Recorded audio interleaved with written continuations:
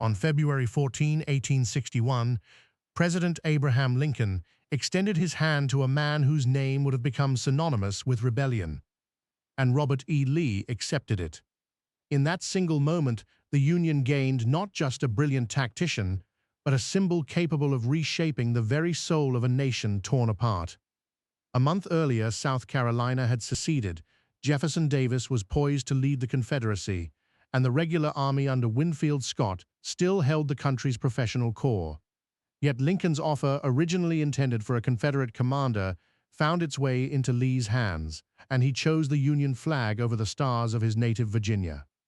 In this alternate timeline exploration, we examine what could have happened and why the real history unfolded differently. The decision set off a cascade that would compress a war once destined to span 4 brutal years into a campaign of months. It also opened a series of questions that will haunt us through the episode. How would Lee's presence alter Union strategy at Fort Sumter?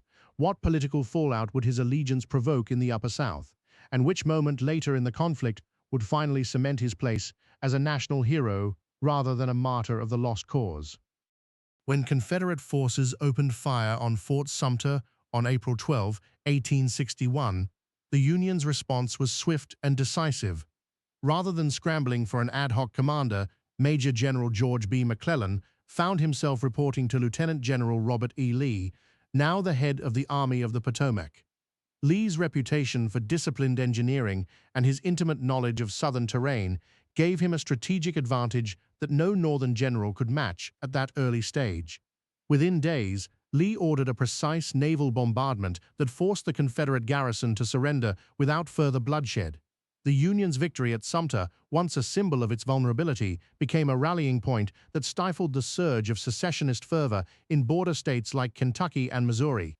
Yet the rapid success also raised a new dilemma. Would the Southern populace accept a former Virginian leading their oppressor's army, or would his presence inflame resistance elsewhere? The answer would unfold on the battlefields of Virginia itself. By May 1861, Lee had turned his attention to the heart of the rebellion, the Shenandoah Valley. In actual history, Confederate forces under Thomas "Stonewall" Jackson used the valley as a breadbasket and a conduit for troops. In this timeline, Lee's intimate familiarity with the terrain allowed him to outflank the modest Confederate militia defending the region, capturing Winchester on June 3rd. The victory was more than symbolic. It cut off a critical supply line to Richmond and forced Jefferson Davis to reconsider his war strategy. Lee's success prompted an unexpected political shift. Representatives from Western Virginia, who had long felt neglected by Richmond, began petitioning Congress for statehood under Union protection. Their request would be granted later that year, creating a new Unionist foothold in the heart of the Confederacy and further isolating Davis's government. Yet as Lee pressed forward, a shadow loomed. Could his rapid advances provoke a desperate counteroffensive from Confederate leadership that might reignite the war's ferocity? In our reality, the summer of 1862 saw the bloody clashes at Antietam and Fredericksburg. Here, Lee's early triumphs altered the Union's timetable so dramatically that those battles never materialized. Instead, after securing the Shenandoah Valley, Lee coordinated with Major General John C. Fremont to launch a synchronized offensive across the Potomac in late July. The combined forces crossed at Harper's Ferry under heavy artillery cover, catching the fragmented Confederate army off balance. The resulting engagement, often referred by contemporary newspapers as the swift collapse of the rebel heart, lasted less than 12 hours. Confederate General P.G.T. Beauregard, faced with overwhelming Union numbers and a commander he once admired, chose to surrender his forces near Manassas on August 1, 1862.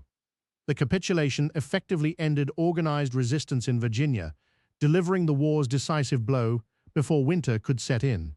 This rapid conclusion raised another profound question. How would Lincoln handle the political vacuum left by a defeated Confederacy? Would the nation move toward reconciliation or impose punitive measures that might sow future discord? The answer would be found in the halls of Washington during the next pivotal months. With Confederate armies shattered, Lincoln faced a choice that could define America for generations. In our timeline, the Emancipation Proclamation was issued on January 1, 1863, after Union victories at Gettysburg and Vicksburg gave him the political capital to act. Here, the war's swift end left him with both an unprecedented moral opportunity and a fragile political balance. Lincoln consulted his cabinet and Lee, who had become one of his most trusted advisors, about the timing of emancipation. Lee, aware of the deep ties between slavery and Southern identity, argued that a gradual approach might prevent a backlash among the newly reintegrated border states. Yet Lincoln's conviction remained unshaken. On December 15, 1862, he issued an early Emancipation Proclamation, freeing slaves in all areas still under Confederate control, a region now reduced to scattered pockets. The proclamation shocked both North and South. In the Union, abolitionists celebrated a moral victory ahead of schedule. In the South, former Confederates bristled at the loss of their labor system even as they faced occupation. The early emancipation created an open loop that would dominate Reconstruction. Could the nation rebuild without the deep scars of slavery, or would resentment erupt into renewed conflict? As hostilities ceased, the task of reconstructing a fractured country fell to both political leaders and military commanders. In March 1864, Ulysses S. Grant was appointed commander of all Union armies, but his role now shifted from battlefield commander to overseer of occupation forces across former Confederate territories. Lee, having earned the respect of both soldiers and civilians, was tasked with supervising civil affairs in Virginia and surrounding states. Lee's approach combined strict military discipline with a surprisingly progressive stance on education and infrastructure. He advocated for the establishment of public schools that would admit both white and black children, a radical notion for the era. Congress, impressed by his moderation, passed the Reconstruction Act of 1867 earlier than in our history, granting federal oversight to ensure civil rights protections. These policies sparked a debate that reverberated through the nation. Could a former Confederate general truly champion equality, or was his involvement merely a veneer masking deeper resistance? The answer would emerge as the new generation of Southern leaders either embraced or rejected Lee's vision.